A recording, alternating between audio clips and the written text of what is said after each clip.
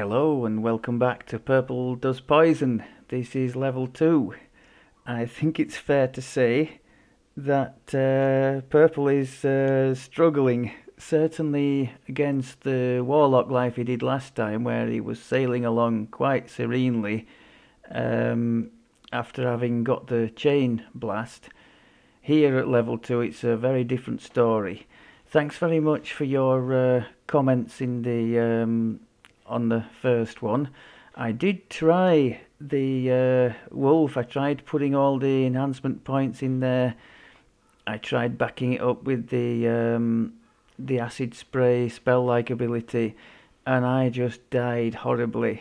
I tried it several times, just couldn't do it. And same for the standard caster. I couldn't deal with the Reapers, couldn't put out enough damage to stop them, couldn't crowd control them, couldn't heal myself. So it was just getting pretty desperate. I had one quest where I even brought a hireling in, which is kind of against my rules, but I did. And the both of us died a handful of times before I finally said, no, enough's enough. So I've knocked it down to elite. We're sitting here in the Borderlands. I've returned to the sort of plan A, which was the caster with the acid things. I've picked up the second spell-like ability. I've gone for the force one with that one, just to give me a second option if something is immune to acid. So just to show you where the enhancements are at, so we're working our way up the spell-like ability tree, just like I would have done in the standard Druid with the produce flame and creeping cold. I do notice that these extra crit damage, alright, it's only +1, but they're only costing 1 point to add, and in most other trees that would be +2, so that's quite nice. And the other thing, by knocking it down to elite, you make these potions of cure moderate that I got from the marketplace. It's quite a valid way of self-healing now, instead of being nerfed into the ground by the Reaper. So that's quite nice. The other thing is the absence of the Reapers themselves. That's quite nice too, because I have no way to hold them and no way to kill them really in any kind of quick time. So my plan is going to be to throw down the entanglement, gather as big a group as possible and acid spray them down. If something big pops up, we'll go with the splinter bolt spell-like ability.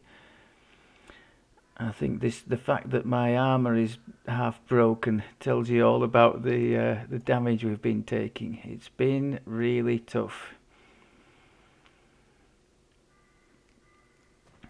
Even compared to the I suppose I'm not comparing fairly, because my standard Druid lives were done on Fools, who is many past life character. So at these low levels, he was having an armor class around maybe somewhere around 40 already, which is going to get a lot of misses, whereas this poor beggar's going to get hit by everything. So I can't really compare to that. But yeah, it sort of stands to reason with an armor class as low as I have here, just don't get hit. Which, when you're using spell-like abilities that are more or less touch range, is quite a challenge. I'll just show you briefly the gear. For those of you who saw the Warlock series, it'll be the exact same as what was worn on level 2 there. We've got the nice runic trinket for an extra DC on the spells, a bit more spell power. Constitution and charisma, I would have preferred wisdom on that, but it was warlock gear, so we're making do. A bit more spell power there. Those are my nice glasses to see the secret doors. A bit more UMD skill there with the persuasion. Master's gift for a bit more experience. My robe you know all about if you saw episode 1. Braces for a few more saves and fortification. These are all the same as level 1. That's a bit more sheltering. Sheltering is physical and magical resistance. Radiance Law was for the Warlock, so we're just making do. and a bit more false life, yeah. Oh, and some dodge. So very basic, and here same as with the warlock, because it ties in quite well. Corrosion for the acid, spell power and crit, and force for the thorn and bolt side of things. So we're not, it's not terrible. We're at around 90 for force and acid, and what, 13 and 19 for crit chance. It's not horrible. So we should have some chance at least. That's my little clickable to give. So we're up towards 100 now for the spell powers with that clickable thing. Click a bit of speed, put some night shield on. Now that's really nice to have. I said that in the first episode. I'm liking having that as a spell, so we don't have to click something all the time to have it. I'll tell you what, we'll put this on as well. So that's boosting up our... Oh, it's not registering, but oh it is on the bottom there. Look, spell critical multiplier, but it doesn't last for long. So if I want to use it, I better get going.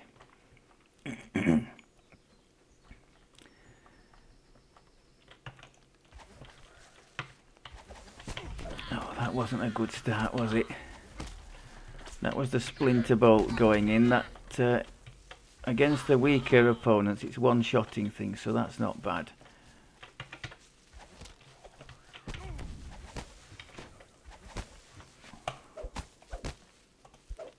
Oh Lord, come back.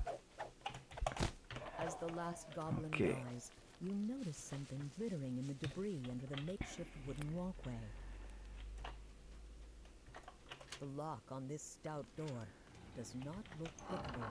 The guardroom door opens with... That's twice I've made a complete mess of the entanglement. Let's try and drag them back into it.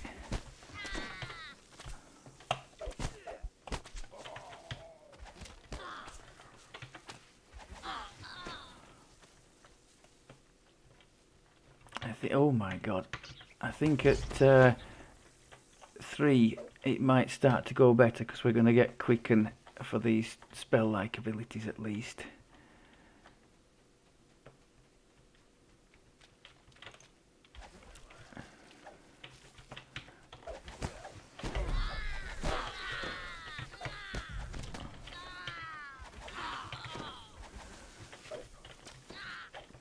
I guess on Elite as well, the player damage is not nerfed. On Reaper it is, so that will be helping us a bit as well, I guess, somewhat. Oh, come on.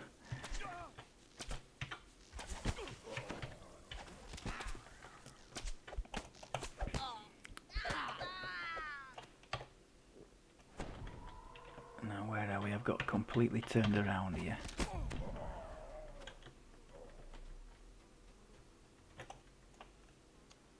As the door opens, a small goblin cries out. So yeah, against single targets, that The goblin falls. Looking around, splinter bolt is not terrible at this low level. It's got obviously the 2 metas on it.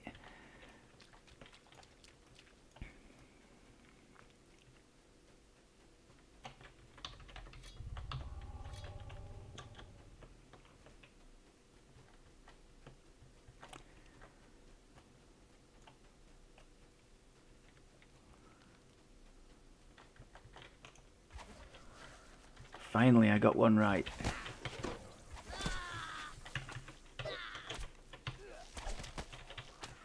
This heavy iron-bound door is fitted with an unpickable magical lock. The door swings open on well-oiled. Come on, happy people. Wander into the plants. Yes, I'm looking forward. I think it was Lurch who mentioned about the spike growth thing. I know there's an enhancement in the tree that goes with that. I'm looking forward to seeing how that plays. You hear the sounds of guttural chanting coming from the chamber. Let's get rid of that caster if we can. Yes.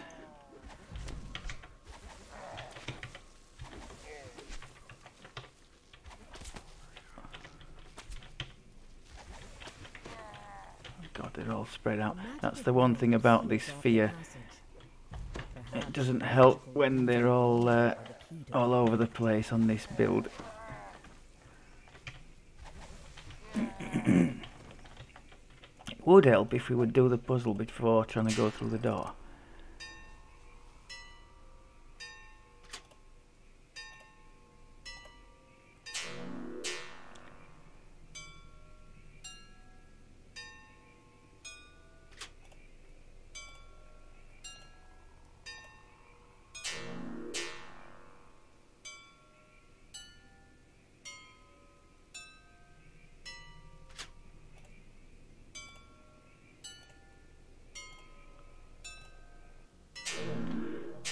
Okay, let's boost up one last time. Actually, I probably need Night Shield a lot less with it not being Reaper, because it's those Famine Reapers that are lethal with those magic missiles. Yes, nice. Nice.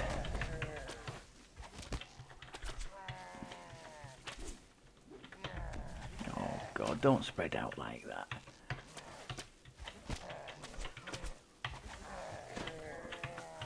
Yeah, it's so cramped in these little caves. You often can't see what you're doing.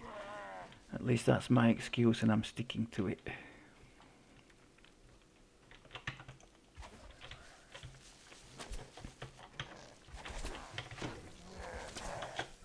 Echoes of power, that's not good.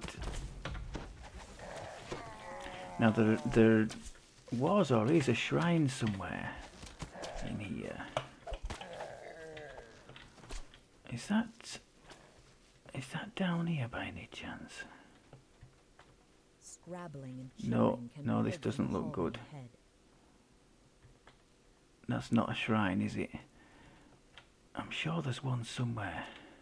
Maybe a bit further up ahead.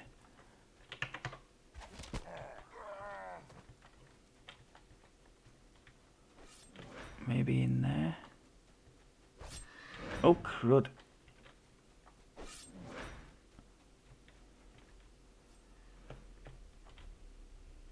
Is that a shrine? Yes. I'm exploring a part of the quest I would never normally have seen, because clearly, despite having 2 spell-like abilities, I'm being pretty heavy on the spell point. And yes, I know that would be another reason to rely more heavily on the melee side and the wolf. It's just not something I'm comfortable with, or even any good at. I think it was the Garrison's Pack when I tried with the wolf. I tried it twice on Reaper 1, got surrounded and absolutely mullered.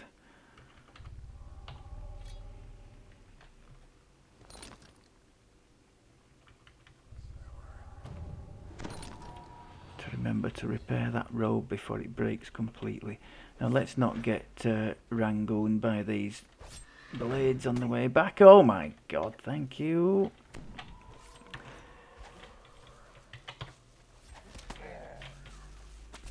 A massive iron gate bars this passage.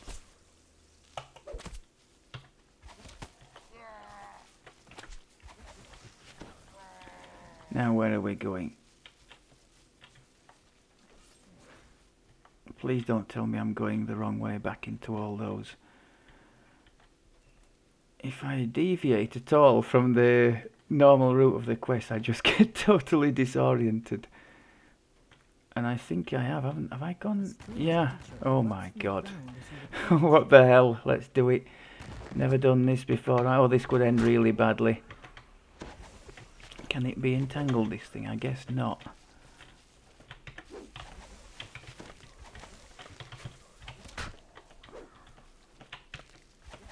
The Umber Hulk crumples to the ground. Not Its even a heavy chest. hands clattering on the Oh stone. yes.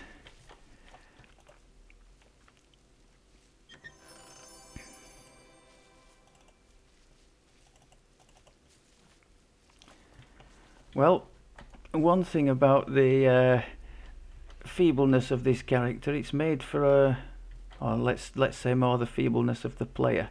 It's made for a lot more interesting adventure than would otherwise have been the case now. Is it actually this way? I think it is. Yeah. This looks more like it.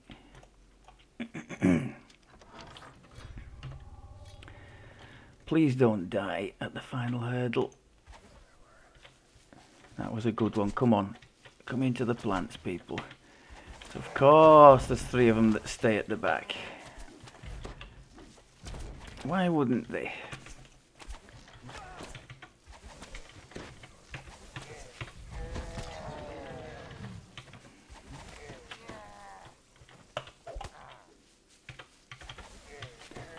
Okay. Yeah, I'm not going to set any speed records, am I, for completing this quest? If indeed we do make a completion, which is not guaranteed at the moment, is it? The way we're going. Oh, spot the deliberate mistake, leaving the caster for last.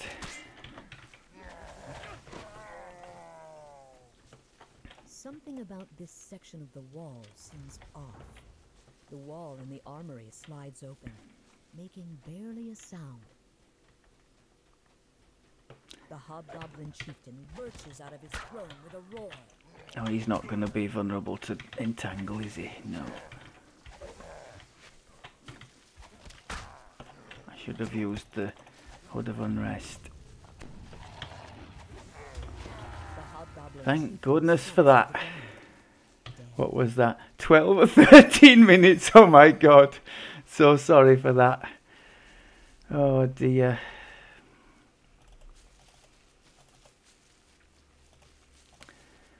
Well, we got through.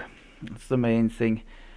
So what do we take away? We take away the fact that despite all good advice to try the wolf, I did, honestly, I did try it for several quests. I got absolutely slaughtered. Admittedly on Reaper and not on Elite as I was doing there. I'm sure it would be perfectly viable to do the wolf backed up by this acid thing. I didn't seem to benefit much from going in the wolf tree itself, which I did try. I mean, what does it give you in the lower areas? There's +1 attack and damage, I think there. A bit of trip, a few extra hit points. I think that's about as far as I got, and I didn't even have enough to get to tier 2.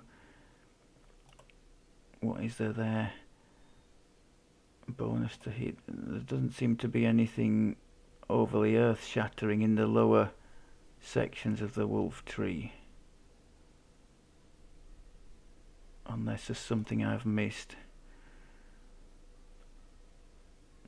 So I think we're going to stick with the Blight tree.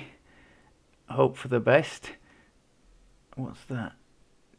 Your entangle spike. Oh, now then. Maybe this could be my salvation. I hadn't noticed it. Oh, it's 2 action points. That's why I hadn't noticed it. 1d4 negative energy damage per spell. Now, I'm using the entangle all the time. So, I think that could be our path to salvation. We are going to give this a go. And I will report back in the next episode. Thank you very much as always for looking, and I'll speak to you soon. Take care.